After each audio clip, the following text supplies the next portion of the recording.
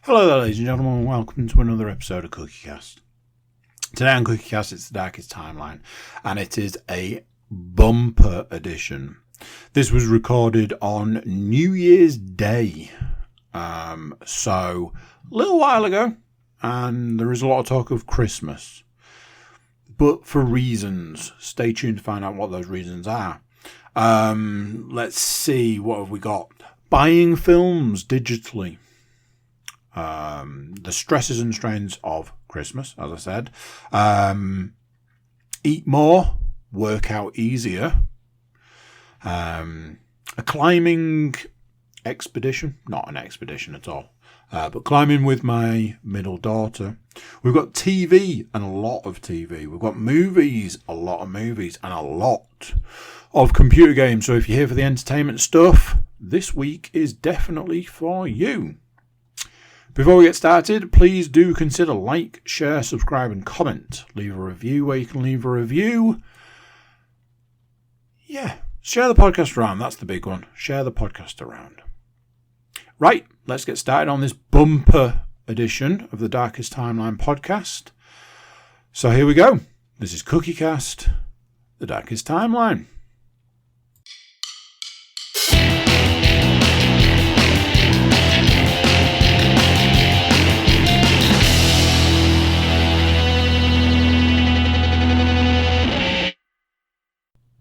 Hello.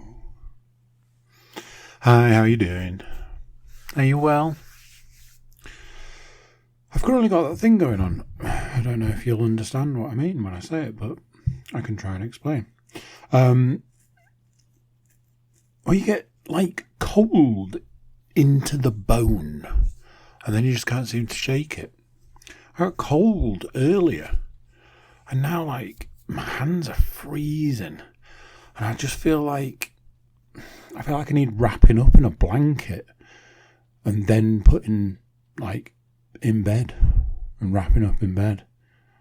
I've got I need to turn the thing off. I need to turn the button off.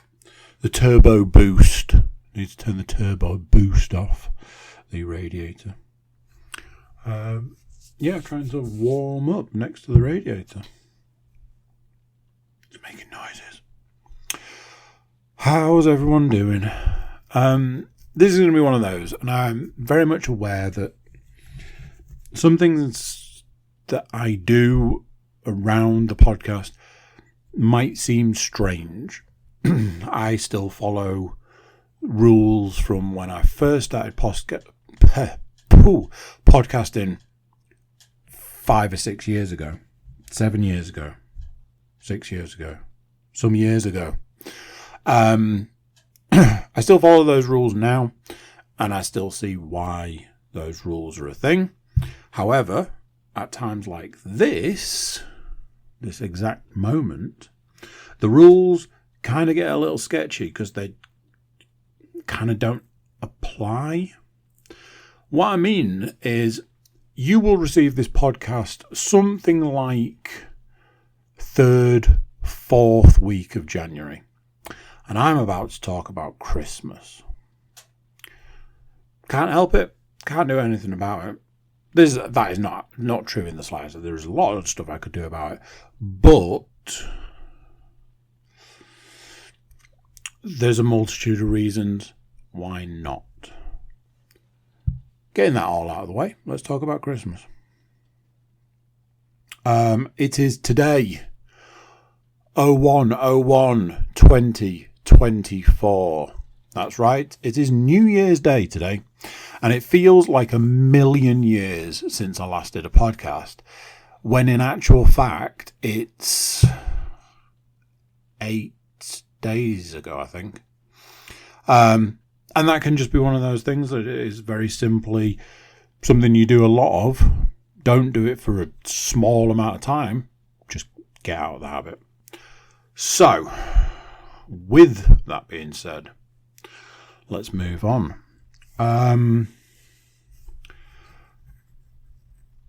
Some things I did over Christmas I was very proactive with. I wanted to get all my children a movie. And I wanted to get them all at least a movie, if not a couple of movies.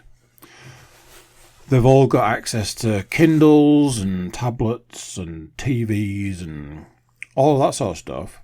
So I could have bought a load of Blu-rays, and that meant that they could literally watch it in 2 rooms in the house. I know, first world problems, right? Or I can buy these items digitally, and they can watch them wherever they want. So I did the smart thing, and I bought them all digitally. So I think in total, we're only talking about the girls, because my son doesn't really care. He's watched The Gruffalo's Child about 8 times a day, every day for about a week, at least a week. And if you try and put something else on, he has absolutely no interest. So yeah, a lot of Gruffalo's Child going on. So I'm just talking about the girls. I think in total there was 8 items. One of them was an animated TV show. One of them was a movie to share. However, I realised that having bought it, the only person who was eligible to watch it was my eldest.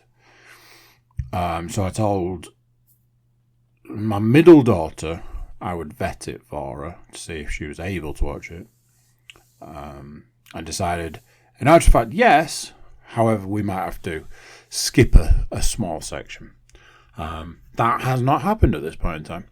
Anyway, so 2 films each, a TV show and a movie. Because they're digital, you don't have to wait for them to turn up. You can buy them whenever you want. So I bought them all well in advance of Christmas. 2 days before Christmas, Leanne sent me a message. How much did you pay for this film? I was like, it was like, I don't know, £13 or something. She was like, all right, okay, you can get it for 7. I'm like, what? She's like, how much did you pay for this? I was like, that one was more expensive. I think I paid £15 for that one. Yeah, you can get it for 7. I'm like, what are you on about? Is this on Blu-ray or what? She was like, no, digitally. I was like, where from? She's like, the place that you bought them from. I'm like, what? She's like, the place you bought them from are now doing all the films you have bought for Christmas half the price you paid for them. I was like, wow, that's amazing. So me, chuntering a bucket full about all of that sort of stuff. Lan says to me, refund them. Refund all the items. And then just rebuy them.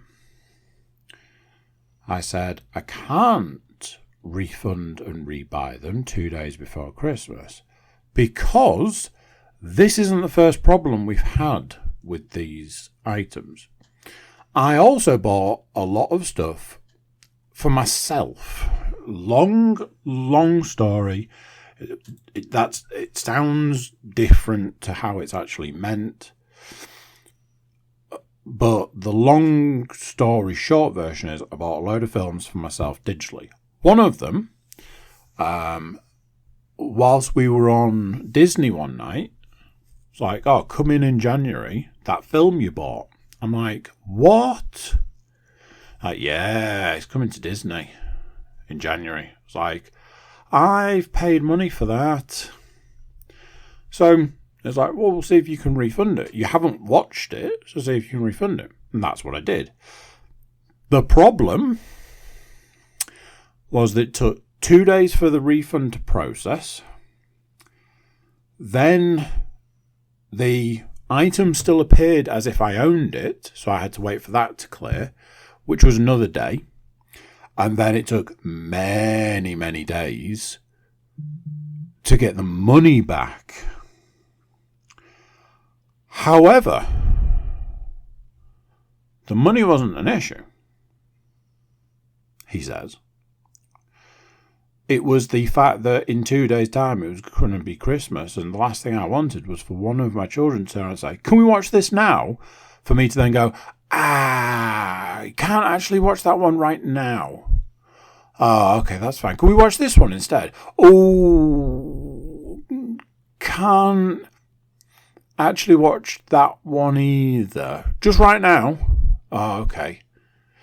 Which one can we watch? None of them. So,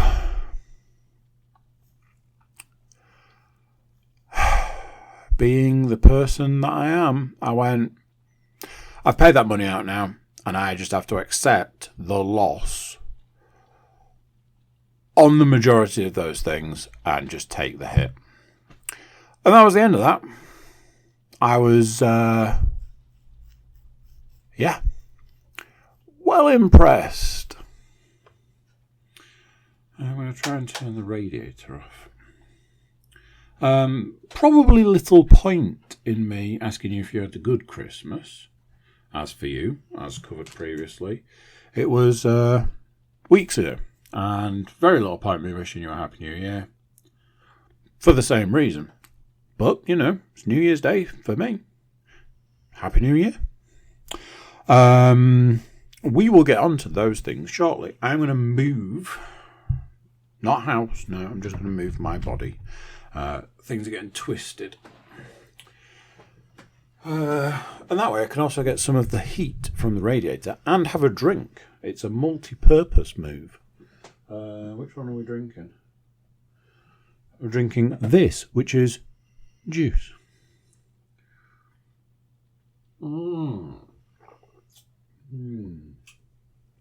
Delicious. I have a question. Obviously, mostly rhetorical. I'm stood in the toilet. Downstairs toilet. Christmas morning. And a thought comes to me. Can't possibly say why it would be, but a thought came to me, and the thought was this. Who would upset their child on Christmas Day? For whatever reason. I'm sure there are reasons to do that. I can't think of any, but, who would do that? Now, I talk from experience on this one. It was a thing that popped up for me where I was like, I think I mentioned this, what will be on the last podcast. I had a series of people through my life who went out of their way to upset on Christmas Day. And apparently that is still a thing. And I'm just like, why would that be a thing? Why would a person, a parent of a child, whether that child is a grown child or a young child, why would that parent, a person who is supposed to care about that child, their well-being, their thoughts, their feelings, their emotions, why would a fully grown human adult, a parent, go out of their way to upset their child on Christmas Day, which is supposedly the happiest day of the year? Is that not the most baffling of concepts?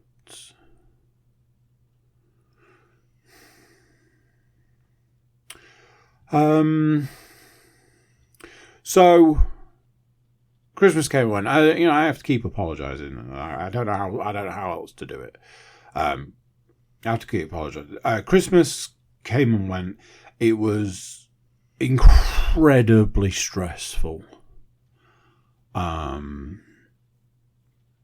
So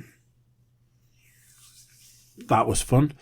I had the joys of the fact that I do the cooking Christmas Day. Do the cooking. Not going to lie, I kind of enjoy it. I kind of like it. And then at the end of it, you've got this amazing meal to eat. And everyone's like, this meal's great. And you're like, hey, I'm enjoying this delicious meal, which I made, and other people like it. Well, we're winning here. One of the issues that we had this year was not a blame culture kind of thing, not a blame in any way. I wasn't clear when I asked for cooking instructions to be left out, to be set out in a particular way. I obviously wasn't clear about how I needed or wanted them set out. Caused a little bit of stress / drama.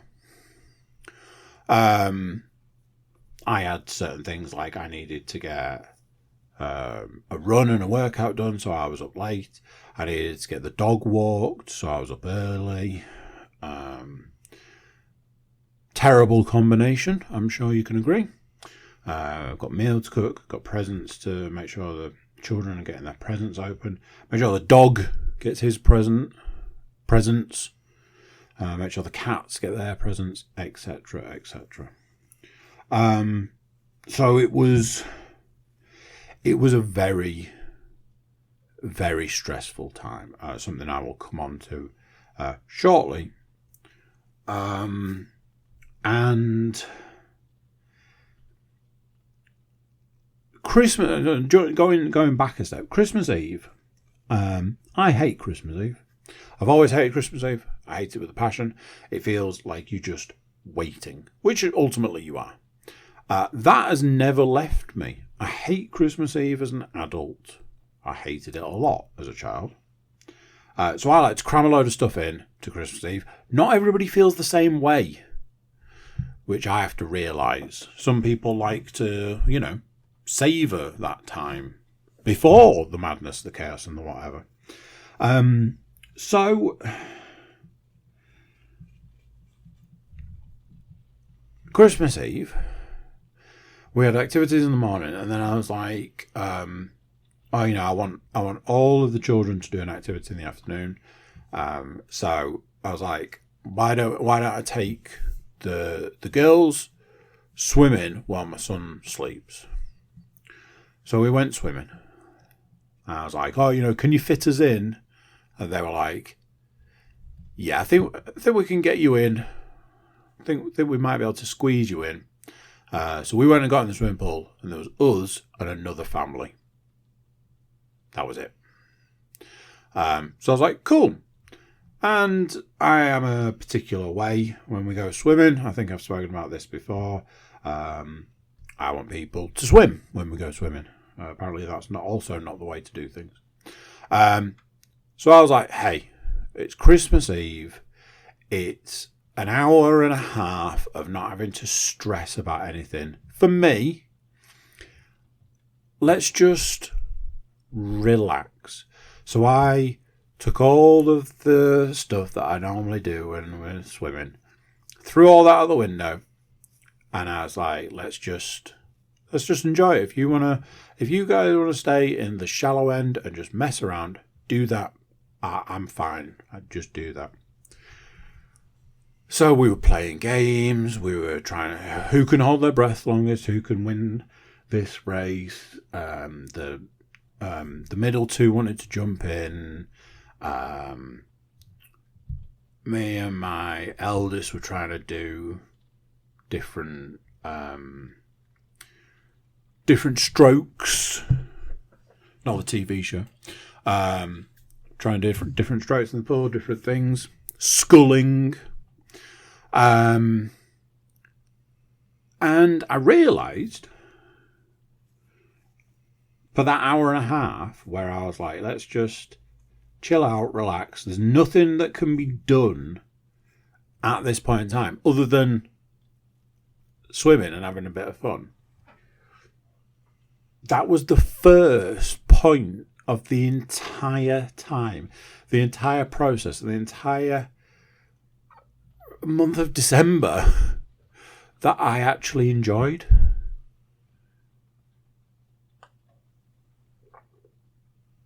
We laughed, we played games. At one point, the other family that were in the pool left, so we had the entire pool to ourselves. And it was a really nice time. On the flip side, it also highlighted how I needed to be in a situation where I was away from my phone, away from the house, away from presents that needed wrapping. I know it was Christmas Eve and everything was done by then, but you get what I mean. You know, veg that needed chopping, you know, that kind of thing. I was away from absolutely everything to actually be able to enjoy something. So that kind of highlighted some stuff for me as well. Again, I'll come back to that in a bit. And short version is it was a really nice time. Something that I've not written down on my list, but something that I've been sort of, I think it was yesterday I was walking the dog. I got a little bit emotional. I'll tell you why. Was running through in my head people who aren't here anymore, people who aren't with us anymore, people who over the course of my life aren't here anymore. As far as like swimming's concerned, swimming always makes me think of my granddad, because that was something that my granddad always used to take me and my sister to do when we went to stay. I connect swimming with my granddad a lot. And obviously it's one of those things, and my granddad's one of the people that's on the list of people who aren't here anymore. So just running through like people that aren't here, like aren't here this New Year's that were last, sort of thing, things like that. And you know, not gonna lie, it made me a little bit emotional, made me think about things like that. And you know, is part of keeping people's memories alive, times like that. Pretty sure it's I've never sat down and watched it, but the girls have watched it a couple of times. I'm pretty sure it's the principle of the story of the film Coco. Keeping people's memories alive keeps them alive in the afterlife, I think. I've never seen it. So yeah. Going back to the stresses and the strains of Christmas, managed to get through the meal, like the cooking of the meal, managed to serve what I believe was as close to hot food as possible. Sat down, ate. Everybody seemed to enjoy it. Got, you know, a few people had seconds, which is always a good sign. And that was that. I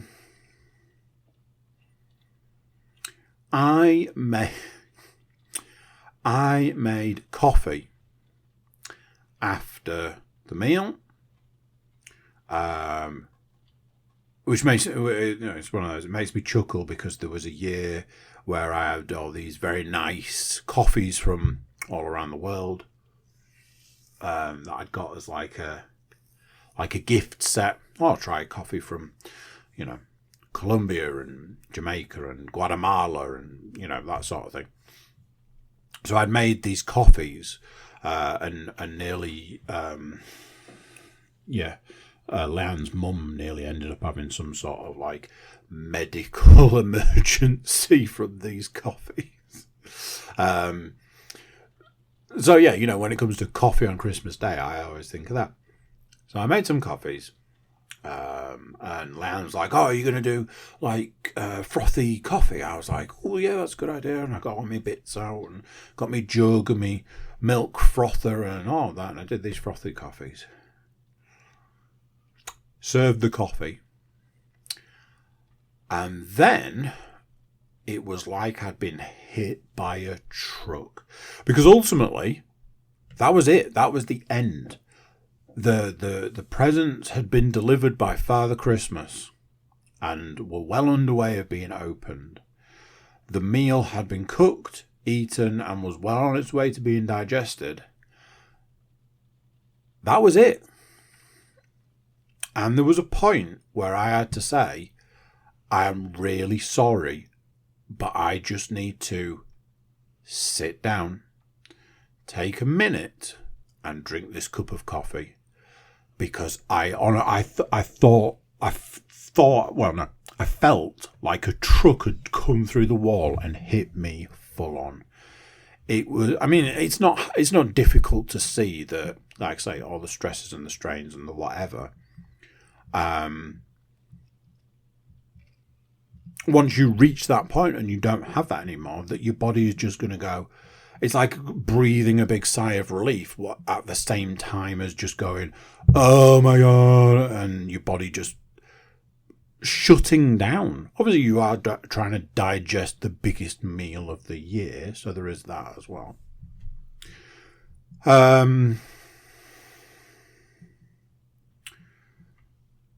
Had like these few days. As each day passed, I got more and more relaxed, more and more rested, I guess, and rested up, a bit more rest here and there. There was a point where my phone told me that I'd actually achieved my sleep goal, which I was like, oh, that's cool. And I was like, yeah, last night you slept for 5 hours and 47 minutes. I was like, that doesn't seem like all that good. I was like, well, you slept better than the night before. The night before you slept for 3 hours and 47 minutes. And I was like, oh. And then it said, yes, that has also been your average sleep this week. And I'm like, something is seriously wrong here. I'm going to have to do something about the sleeping. So, it's things like that are highlighted, like, I suppose, the stresses and the strains of the time of year. One of the things that I did was on Wednesday, me and my middle daughter went climbing together. My eldest seems to have this thing where she doesn't want to climb with me. And I'm like, well, fine. I have many other children. I will take one of those. Who wants to come climbing with Daddy? And I can always find a taker. Something that has amused that has amused me. I don't know if I said this last week or whatever. Joking. I don't know if I was joking with my eldest or joking with Leanna. I was joking and saying like, oh, because my eldest doesn't want to spend time with me, and a little voice from the dining room could be heard going, I want to spend time with you. And I was like, bless. So me and my middle daughter went climbing. We did it was like a couple of hours in the end. Just me and her. There was no one else, no other climbers. Obviously there was other climbers there, but just me and her from our family and close personal friends. She did very well. She was very successful. She had 5 routes that she could look at doing. She achieved 4 of the 5 and achieved where she'd wanted to get to on the 5th, second to last hold, in the time that we were there. She'd also climbed a couple of routes the next level up, not to completion, but had certainly started and got further than we'd sort of discussed. It was very good. I started messing around with an overhang, which I never thought I'd see the day when that was a thing, and got further than I think we can all agree anyone would have thought, which is just weird. By that point, I was like fully in like rest and relaxation mode. So it was another nice time. I felt a bit sorry.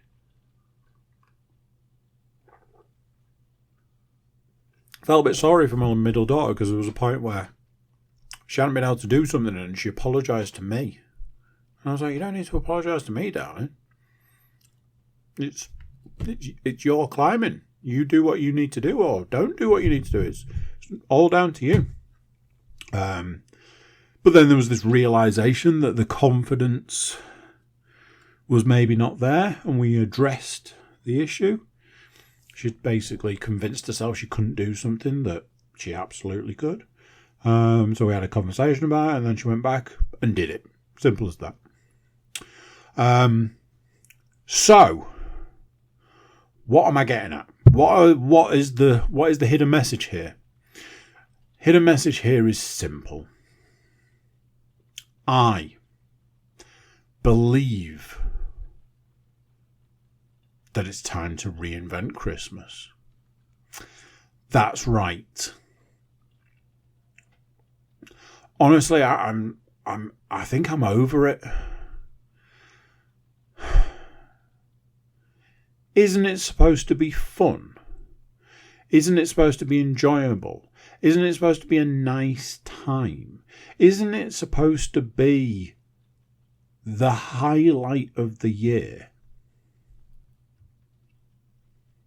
Ask yourself this question. When was the last Christmas you enjoyed? When was the last Christmas that wasn't stressful? I've got friends who are determined to not be stressed out in the month of December.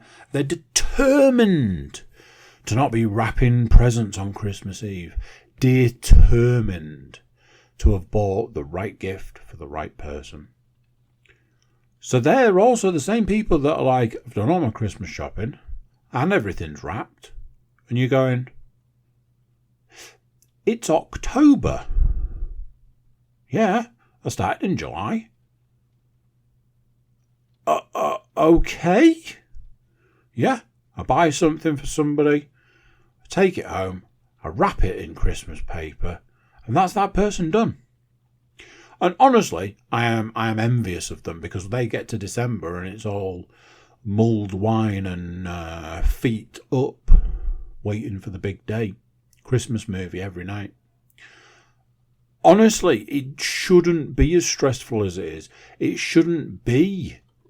Just, it feels like you'd basically taken a frying pan and hitting yourself in the face all day, every day, for 6 weeks, solid.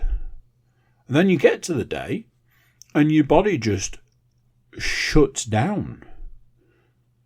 You're like, yeah, I can't do this anymore. And that's the end of it. Every single aspect is just stressful. So I've decided I'm going to reinvent Christmas. Next year, I'm going to tell my children this. In a couple of months, I'm going to get my middle daughter's birthday out of the way, which I'm already on with. I'm already buying presents. I've already sorted a party out. I need to sort some party bags and I need to source a cake. I've got 2 weeks to do it. But that's where I'm at now. It's New Year's Day. I'm already on to the next thing. Birthday, party, etc. Once I get through that, straight into my youngest daughter's. Exactly the same. Once I get those out of the way, I've got a little bit of a gap. And in that gap, I'm going to basically sit my children down and say, here's the thing. Next Christmas is going to be different. It's not going to be stressful. It's not going to be stresses and strains. It's going to be an enjoyable and fun time. And then I'm going to tell them what that actually looks like. And I can guarantee no one's going to be a fan. It's time to make a change, people.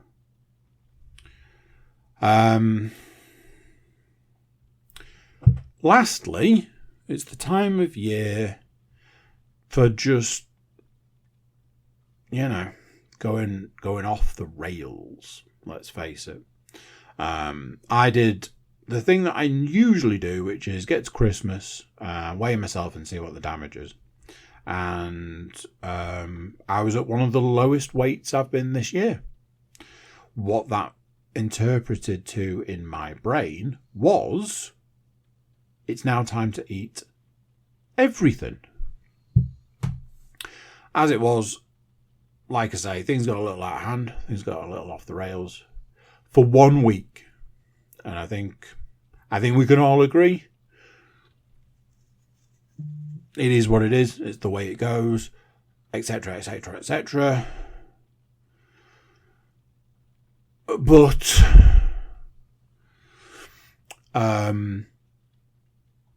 one thing I do notice, just a little thing that I notice, but it is something. When I eat a little bit more, I do find it easier to do certain things. If I go in the gym and I've eaten a little bit more, I find it easier to work out. And if I've eaten a little bit more and I go climbing, I find it a little bit easier to climb. This is not the first time this has happened.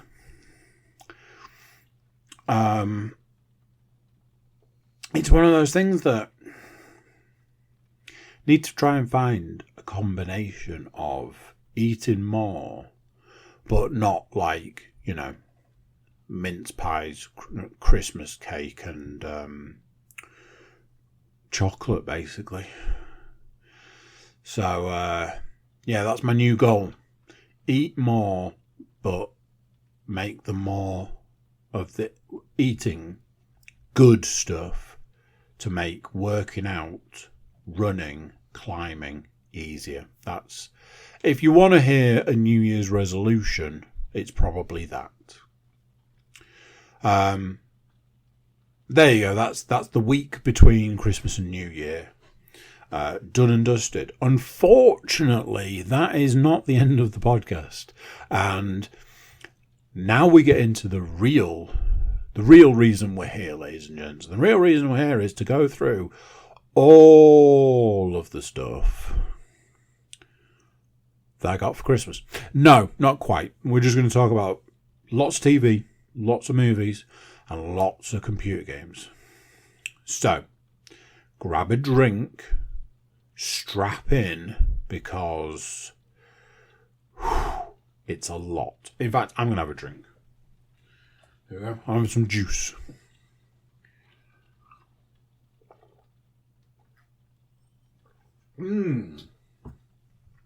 Delicious. Okay, let's talk TV. I've watched quite a bit of TV. Oh dear. I watched quite a bit of TV recently. Comes with having more time, I guess. I started series 5 of Car Masters Rust to Riches. It's another one of these car shows that I like, where they take an old car and they transform it into a weird and wacky and wonderful new car. However, I did say Series 5. And these programs do fall into the reality TV show market, unfortunately for me. At the end of Series 4, there was this whole, we're a business, but I'm bringing on another guy, and this guy's job is to purely push this business and make it. We're going to get some big clients, and we're going to get big money clients. Honestly, I would like one of these programs to ignore the reality TV rules and just do it properly. I was saying to Leanne when I was complaining about it, I was saying, I can tell you every single car that's not going to start. I can tell you every single car that's going to have a problem on its test drive. I can tell you every single car that's not going to sell the way it's supposed to. And I can tell you every single deal that's going to fall through. I can tell you every single missing piece, broken engine, broken part before it happens. Because it's set up that way. The problem being is it's either one thing or another. Either these guys are not very good at their job. Okay, we can deal with that. We can handle that. We can move on from that. Or these guys are good at their job, yet that doesn't make good TV. Why don't we have the middle ground? The middle ground is, I just want to see what the car looks like when you take it from a heap of rust and turn it into something pretty. Can we do that? What I will say is it centers around around Gotham Garage, and Gotham Garage, of all the ones I watched, they lean a little more towards the, I would say, gothic kind of way of doing things, the gothic style. The guy that owns the place is, I suppose in a lot of ways, he might be considered a visionary, an artist, all those sorts of things. Ultimately, what that actually translates to is has terrible ideas of ways to make cars that could quite easily look nice, not look as good. Honestly, the most infuriating thing about this program is where there's like, oh, I'm just going to do this one last thing to this car that looks fine now, but is going to look shit in about 5 minutes' time. And you're like, why did you do that? Why would you do that? That seems like a terrible idea. Oh, and what a surprise, nobody wants to buy it now. I wonder why. Honestly, the reality TV show aspect of this program has gone way off the scale at this point. Almost getting into the category of I don't think I can watch it anymore. It's just annoying. It's not entertaining. That's the issue. It's not entertaining. It's not fun. It's not what you want to see, what you want to do, what you want to watch. I've watched the first 3 episodes. I will say this: I kind of watch those episodes back to back. I have a tendency to put one of these series on and just watch the whole thing. That's more often than not the way I do these things. What I will say is this: I haven't watched any more since a certain point in time. I don't know if that's maybe the way I was feeling when I was watching it. Whether it's a thing that I haven't had any time. Not entirely sure. Me and Leanne started series 2 of Reacher. I really enjoyed series 1. I watched it again because me and Leanne watched it together because she hadn't seen it when I watched it originally.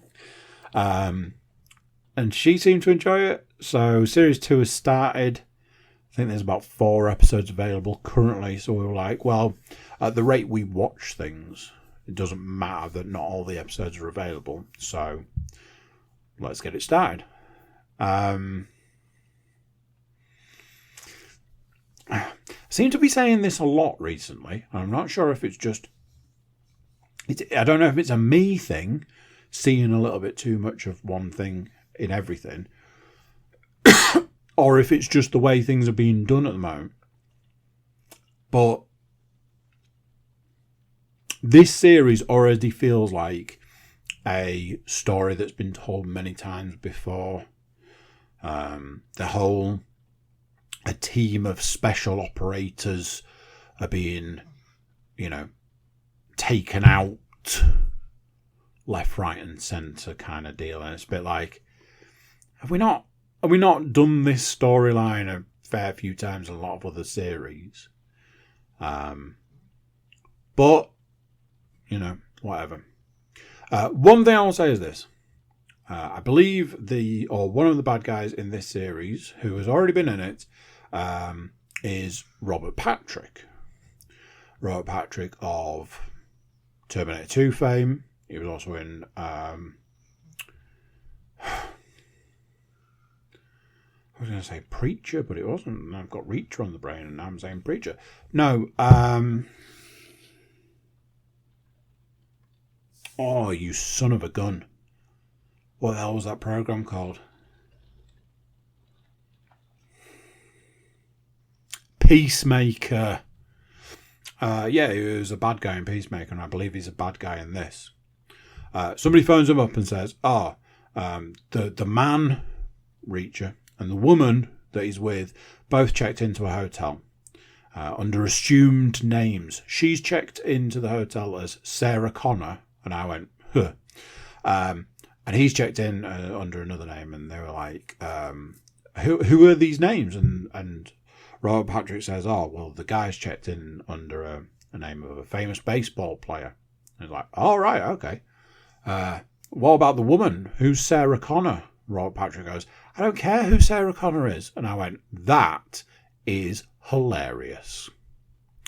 A good little in-joke in the first episode of the series made me chuckle.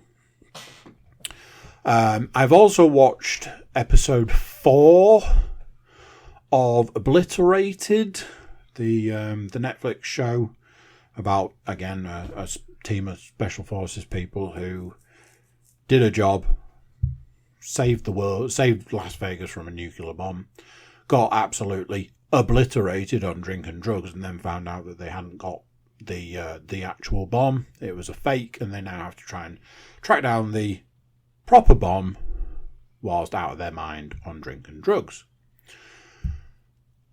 Episode 4, so we're a few episodes in. I think there's only 8. So halfway for ladies.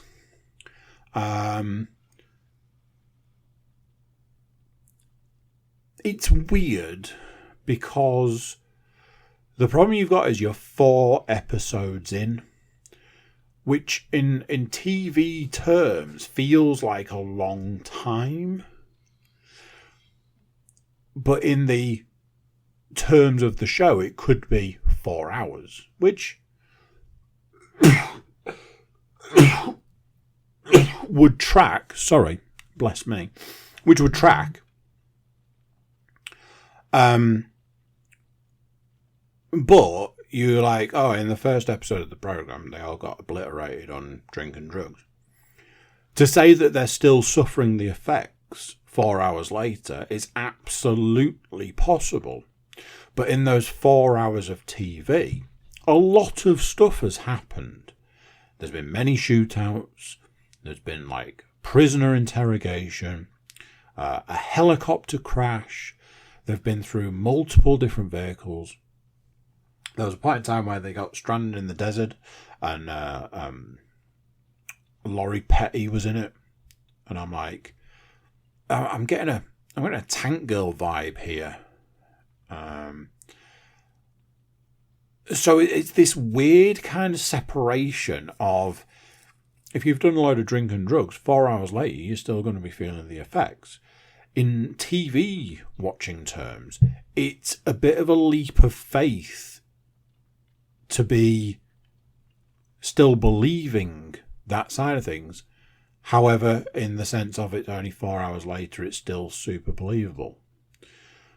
They've also done, in the episode I just watched, in episode 4, they've done this thing where one of the characters was hallucinating absolutely everything they'd done. And you're like, all right, okay, they hallucinated everything. But then they did that. They didn't hallucinate everything, though, did they? It's like, well, then which bit of it was real? That kind of thing. It's still fun, still enjoyable. I'm still going to watch more of it. So that's good. Let's talk movies. 2 new movies, and then I want to have a conversation about another film.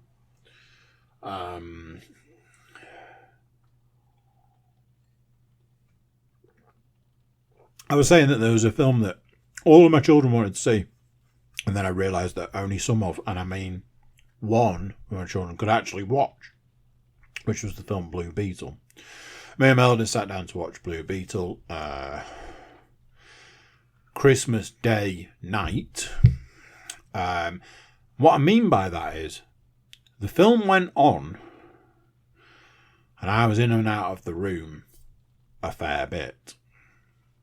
So I missed bits. So I don't feel like I can review. I can't give you a 100% review. I can give you a 92% review. Shortest review I can give you of Blue Beetle is there's not enough Blue Beetle in the film. If you have seen the trailer for Blue Beetle, I can tell you this much. You have seen all the Blue Beetle stuff. That is not that much of a joke. I am almost deadly serious. Another thing which really stuck out to me was that obviously managed to get a reasonably famous comedian to play one of the roles, which is fine. Nobody's arguing with that. Nobody's questioning that. Nobody's debating that side of things. They then lent super heavy on that fact that person was in, I'm going to say, every scene of the film. They were almost more of a main character than the guy playing Blue Beetle, and in fact, Blue Beetle. And as the film wore on, it became a bit much. And then it just kept going like that, and I was just like, this is not it. Flip side, it was fine. It was fine. Kind of a DC's answer to Iron Man kind of situation, which part of me wants to just leave that statement as it is.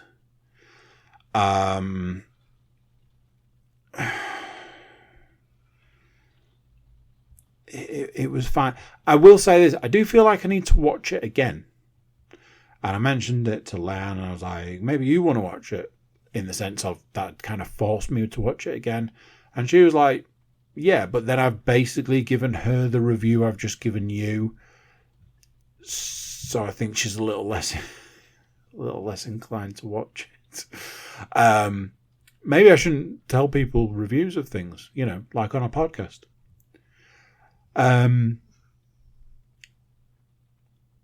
Me and my eldest watched Infinity War.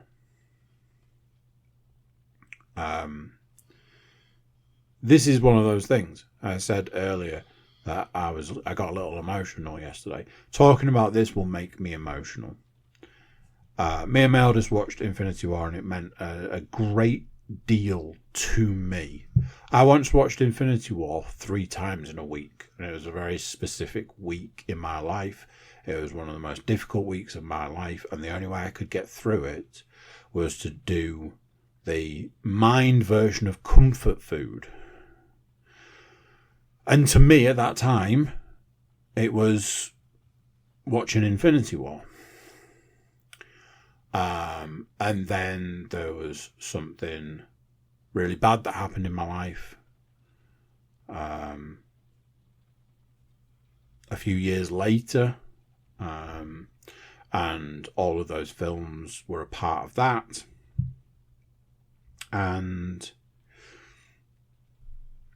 there's this aspect of, I always say to people, Infinity War is kind of the last point in time that the Marvel films were good. It's downhill from there. Obviously, we've got to get through 2 films, and then we've got the just abysmal Endgame to get through. But it was this huge thing. It was this massive thing for me that me and Mel just sat and watched Infinity War together. And I was going to say this to her, but as we're talking to you people now, I didn't want to go into too much detail. I didn't want to break it down too much for her, so I ended up saying nothing. And now I'm like, it feels like there's something unsaid there. And I said to her beforehand, I was like, oh, I'm really glad that we're going to watch this. And I was like, it'll make me emotional. And she was like, eh? I was like, oh, no, not the film. A different reason. Me and Leon watched Dungeons and Dragons, which I don't think is the full name of that film. Is it Honor Amongst Thieves? That rings a bell. I bought Leanne Dungeons and Dragons for Christmas. Weirdly, bought it digitally, paid a lot of money for it, and yeah, it was half price just before Christmas. I may have mentioned. Jesus. So,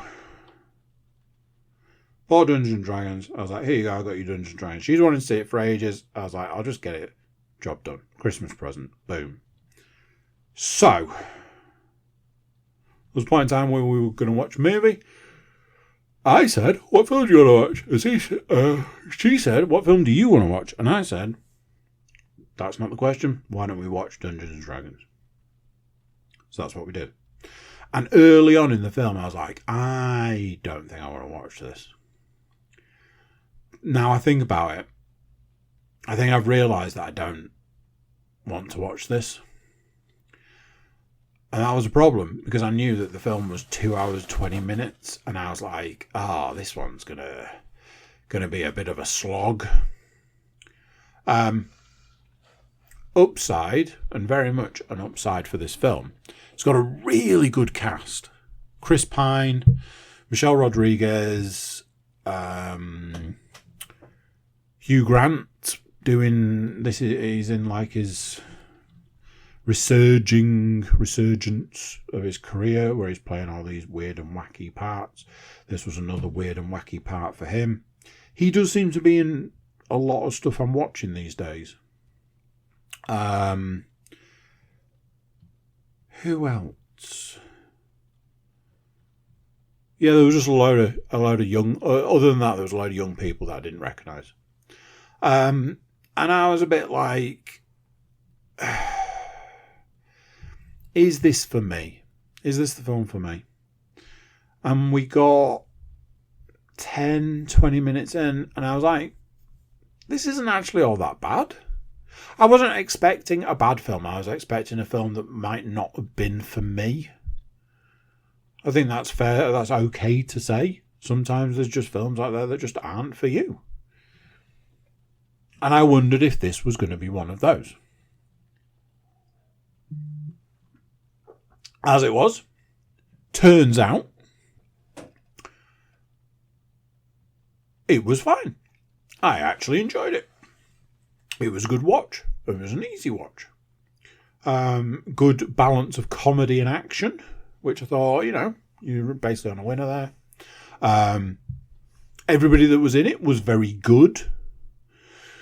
It's one of those things like when you've got like Michelle Rodriguez, when she pops up in anything other than a Fast and the Furious movie, you're like, do you know how to act in other things? And then she goes and proves that she does. Oh, one thing that was super funny. There's a point where a character goes home, and they bump in. They see their ex, and their ex was played by Bradley Cooper. He was in it for literally 2 minutes, if that. Hilarious. So yeah, good balance of comedy. I was about to say comedy and humour. Comedy and action. Good balance of comedy and action. It was a solid 7 out of 10 movie. It's exactly what you want for a Saturday night. I don't know that we watched it on Saturday night, but it was absolutely what you want for a Saturday night. I think we did watch on Saturday night. So yeah, I said to Lana, I was like, what do you think? She basically said pretty much the same as me. And I said, the important thing is, will you watch it again? And she said, yeah, I think so. And that made it all worthwhile.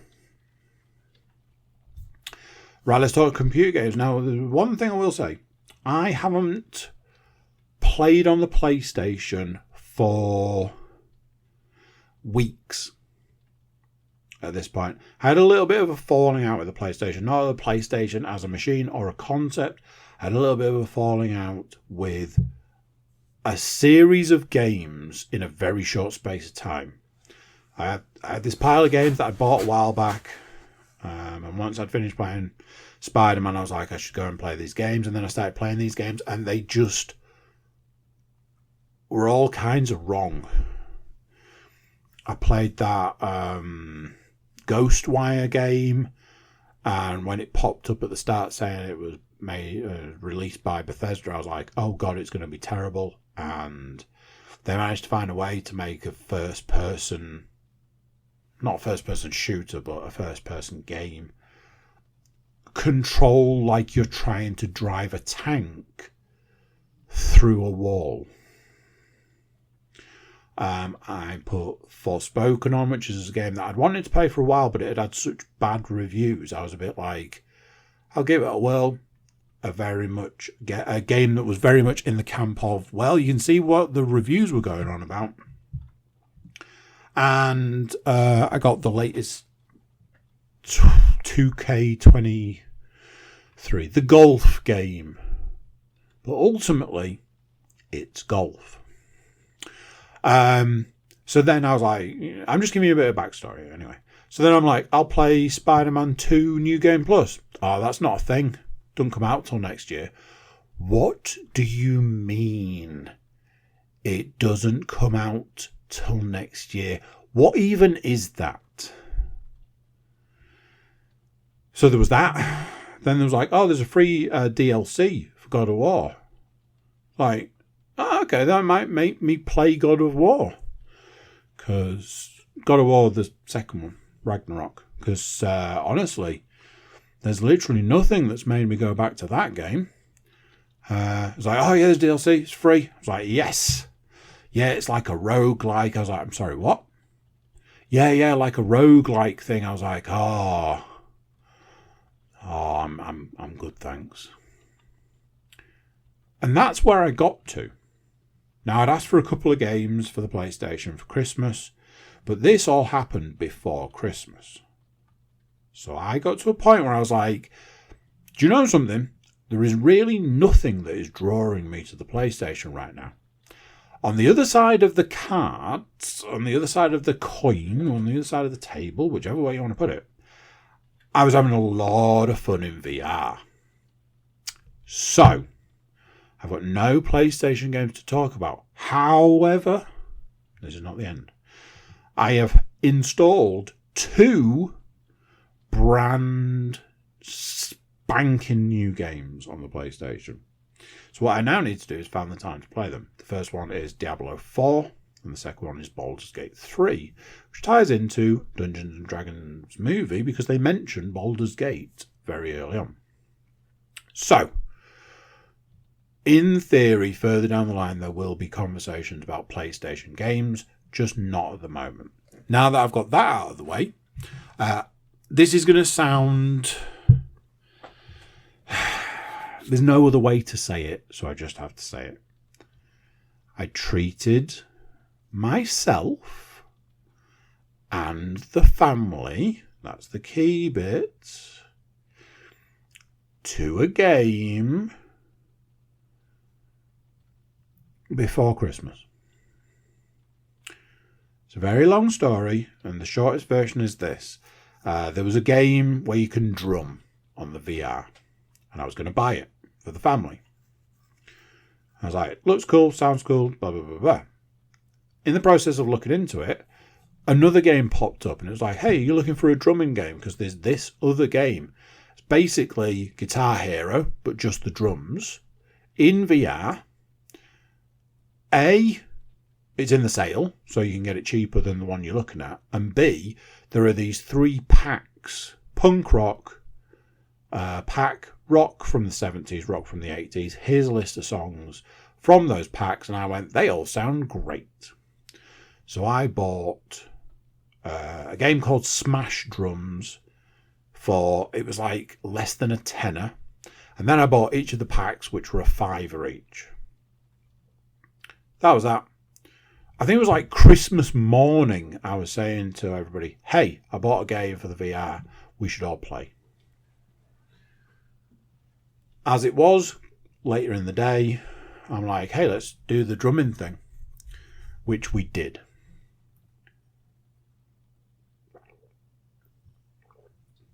Couple of things. Number one, pretty sure when I did the setup at the start of the game, it set the game up to be my eldest daughter's height. You know what you're thinking?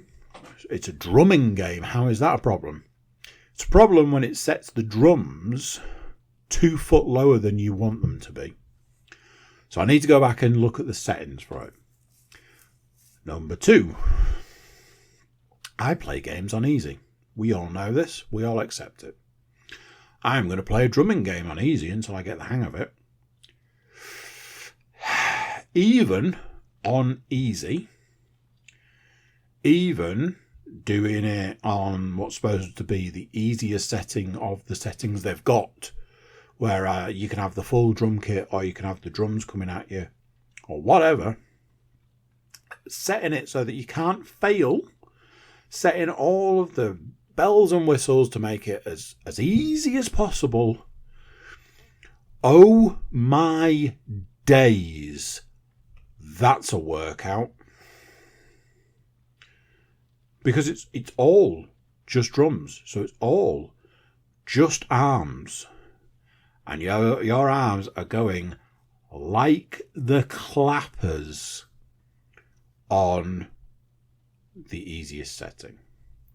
Seems a little strange, seems a little weird, but it is what it is. I need to look at the settings.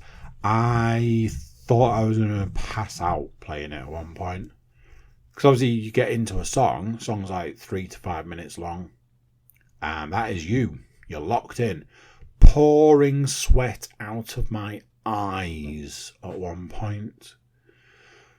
Which was fun. Like I say, I need to go back. I need to look at the settings. Leanne's played it a fair bit. She was like, the drums are set at the wrong height. There's something wrong. I was like, I know. I need to look at the settings.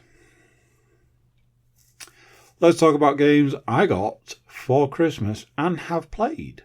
3 games. 1 played and finished. 2 played and 3 played, currently playing. Not right now, talking to you guys. First game on the docket is the game that I was super excited about. Arizona Sunshine 2, people. You guys know I love Arizona Sunshine.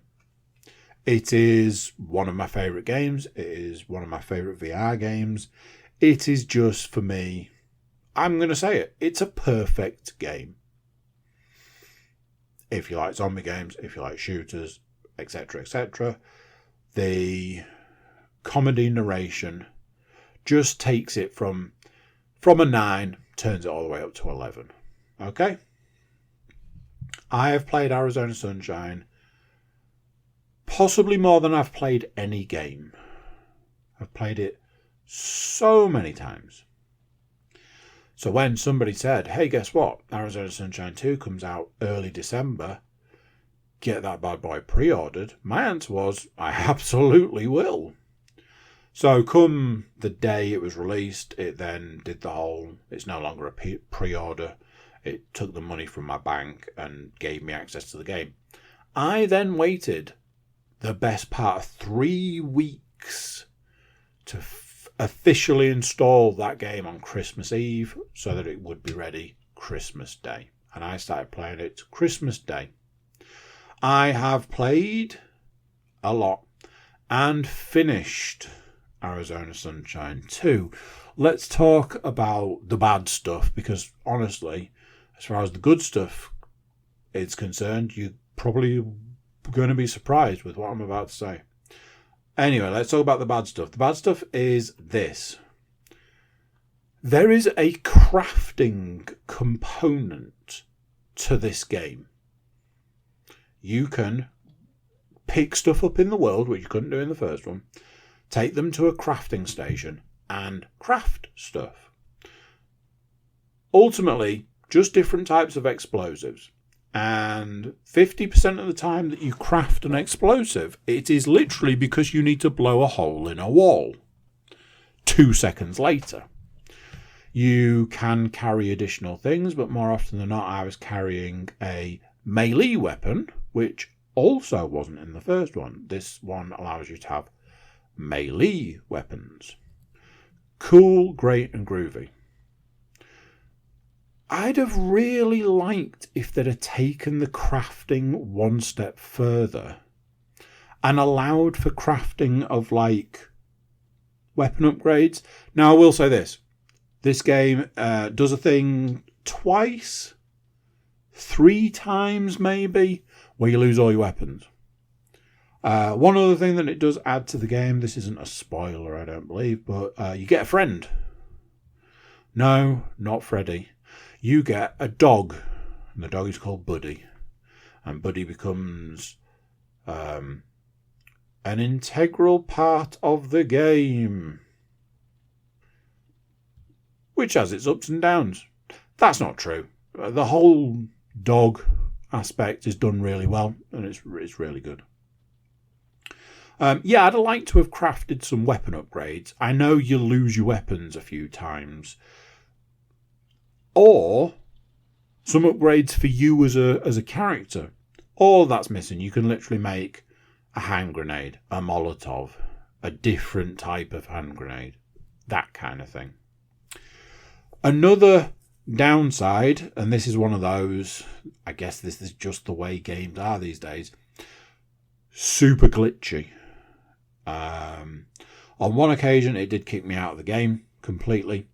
Another thing is when it's loading between levels, it can make you think it's crashed by dropping out of like the game screen into the I don't know what you call it, mixed reality, the camera, but where you can see your room.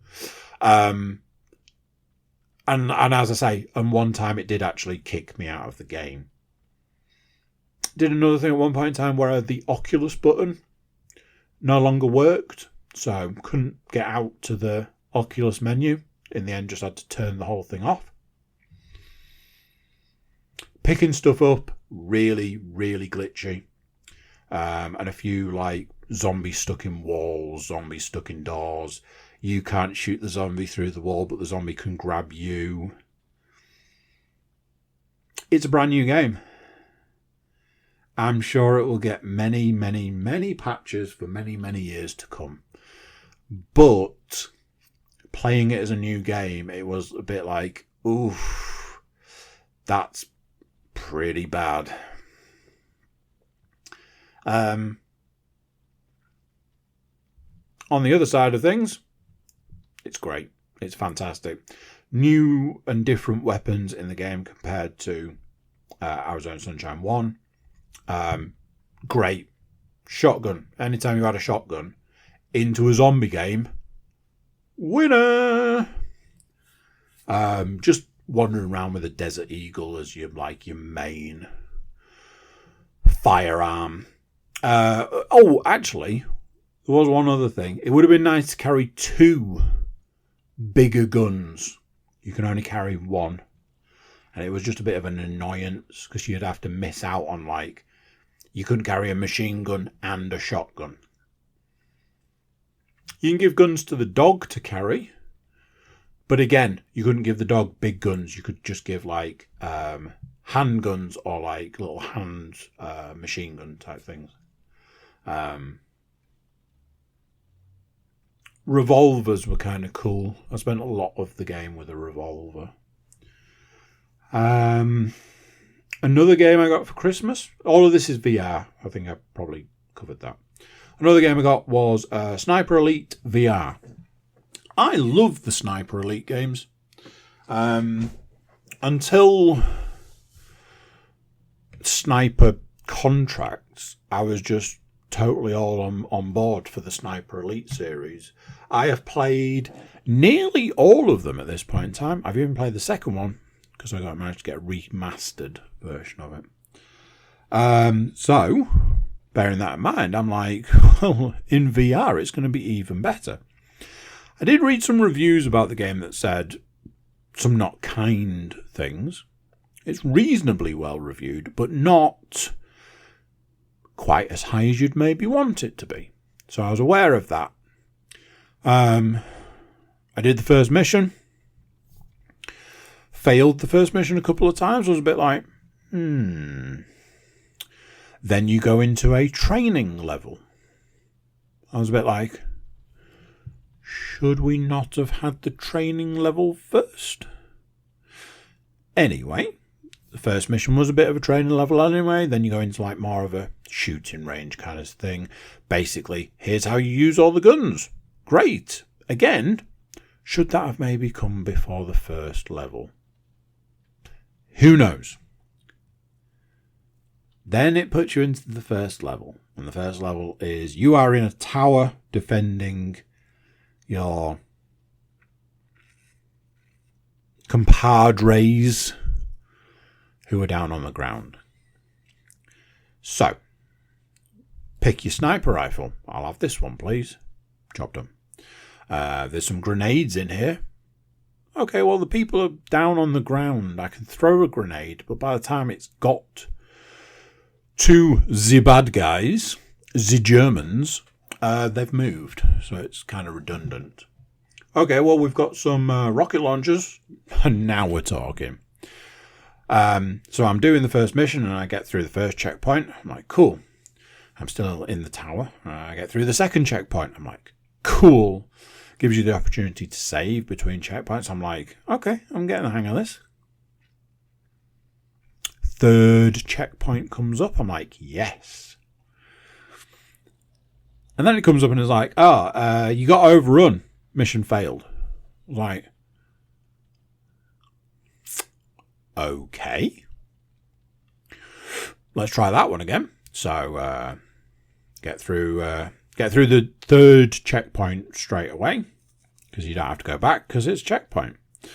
And then the Nazis are coming. Shoot this one, shoot that one, use an explosive, use a rocket launcher. You got overrun. Mission failed.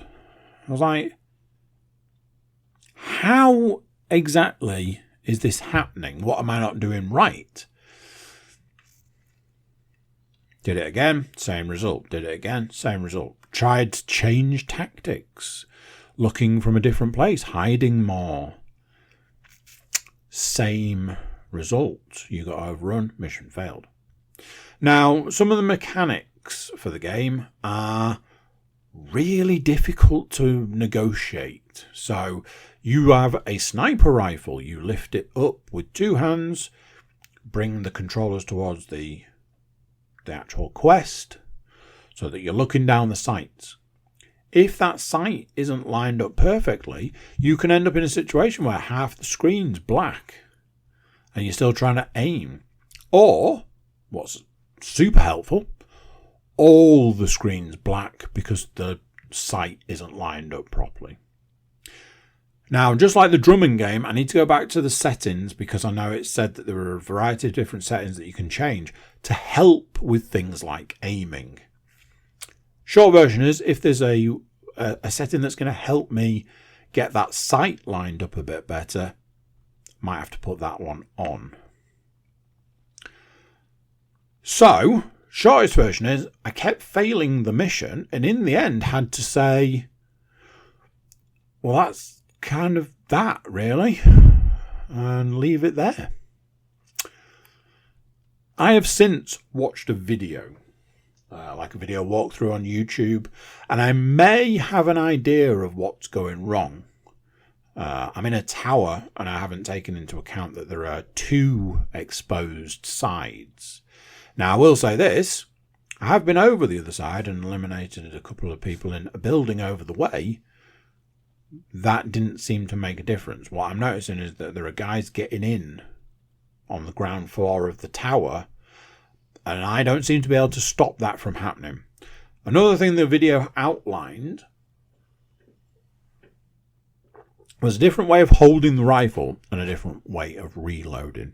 So I need to give that a try, basically for speed. So that's that. Finally, the game I am playing at the moment. The game I am playing at the moment is Resident Evil 4 VR. On the plus side, Resident Evil 4. Boom. On the downside, it's not the remake version. It's the original Resident Evil. On another downside, apparently, if you own Resident Evil 4 for the PlayStation and you have PlayStation VR, Resident Evil 4 Remake, you can have the VR version of the remake. It's a little bit annoying. It'd be nice if it was the remake. So, big plus. Right at the start of the game, you set out to head towards the village. We all know this. We've all played it. Something that I was like, that's cool. You've got your handgun, which looks massive in your hand. But they've also given you the shotgun from the very start of the game. I was like, that's cool. Like I said before, zombie game plus shotgun equals awesome. So away you go. Has a little bit of the same sort of problems that Arizona Sunshine 2 has. I don't understand why, but at points it's difficult to pick stuff up. It uses a weird system where you basically have to be over the top of the item you want to pick up. Which in a VR perspective, that's not the right word, but from a VR point of view, that's kind of difficult to do, to be right over the top of something and pick it up. Also, it will put stuff outside of your boundary. So you'll reach for it and it'll be like, oh, you need to reach further. And you're like, but I can't. Like, I'll put something on a table, like a box of ammo on a table. Okay. Well, the table it's on is too long for me to be able to reach. So how am I supposed to get the ammo? It's this very strange method of picking stuff up. Something else that's another one of those. I am playing it on the easiest setting. No surprises there. I am playing in the fully immersive, so not the full comfort version, because I don't get touch wood sort of thing. I don't get the motion sickness side of things, so I'm playing it like that. It is more difficult than the standard game. It's quite hard in places, especially boss fights. Boss fights have been kicking my ass. There was a point last night, in fact, where I was fighting Salazar. If anyone knows the game, they'll know what I mean. And his big monstrous form was kicking the snot out of me. And I was like, I guess this is where this game ends for me. As it was, it wasn't. And I have progressed past that point. I have progressed to what is basically the back end of the game. And for want of a better way of putting it, my least favourite part of the game. Resident Evil 4 has this weird section at the back end where it kind of throws the rest of the game out the window. Puts you on this weird island. Seems to be a Resident Evil thing. Resident Evil 7 did it as well. Like, hey, you've spent your entire gameplay in this section. Now we're going to put you in somewhere completely different and change the way the game plays. However, Resident Evil 4 for me as a game, as a concept, all of that is great. I have owned this game so many times on so many different formats. I can't even begin to describe how many copies of this game I've owned. Playing the remake version recently and playing it 3.5 times hasn't helped to go back and play the older version, but it's fine. I am very much enjoying playing it. Touch wood, because I'm still playing it. and I'll give a full review once I've completely finished it. That's that. Bumper episode of the podcast. Honestly, I knew this one was going to be a big one. I should have probably let you know so you could strap in for it, but it is what it is. That's that. Thank you for watching, thank you for listening, and I'll catch you next time. So there we go. What do you think of that? An absolute bumper edition of the Darkest Timeline podcast. Thank you for watching, thank you for listening, thank you for being here. If you can, if you want to, if you wouldn't mind, before you go, please do consider like, share, subscribe and comment. Leave a review where you can leave a review, and check out the website. It's thecookiecast.com. We've got social media links there and an email button. That way you can get in touch with us. So there we go. That's it for this one. Until next time, I'm going to say bye, and I'll see you then. Thank you for listening to CookieCast. Please make sure to like, share and subscribe.